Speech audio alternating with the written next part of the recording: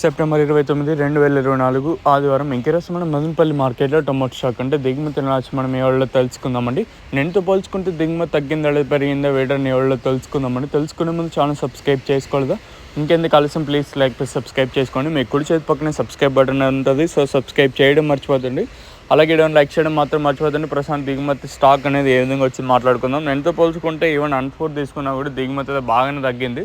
అలాగే మదనపల్లి మార్కెట్లో పెద్దగా ఎక్కడ వేరియేషన్స్ అయితే లేవు. ఇంచుమించు సేమ్ నేను షర్ట్లో తక్కువగానే దిగుమతులు అయితే వచ్చాయి. ఎవరికి దిగుమతులు అయితే పెరగలేదు.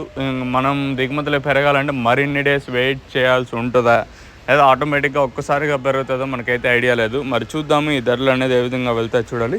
మనం ముందుగా టీవీఎస్ మండి లైన్ మొత్తం మాట్లాడుకున్నా కూడా పెద్దగా ఎక్కడ ఎవరికి మార్పు అయితే లేదు. సేమ్ నేను షర్ట్లో తక్కువగానే దిగుమతులు అయితే వచ్చాయి. అలాగే జీపీఆర్ మండి లైన్ మొత్తం మాట్లాడుకున్నా కూడా పెద్దగా ఎక్కడ దిగుమతులు అయితే పెద్దగా మార్పు అయితే లేదు. మరి చూద్దాము ఈ ధరలు అనేది ఏ విధంగా వెళ్తాయి చూడాలి. సో సబ్స్క్రైబ్ చేయడం మర్చిపోద్దండి. అలాగే లైక్ చేయడం మాత్రం మర్చిపోద్దండి. మీ కుడి చేతి పక్కనే సబ్స్క్రైబ్ బటన్ ఉంటుంది, సో సబ్స్క్రైబ్ చేయడం మర్చిపోద్దండి. అలాగే లైక్ చేయడం మాత్రం మర్చిపోద్దండి.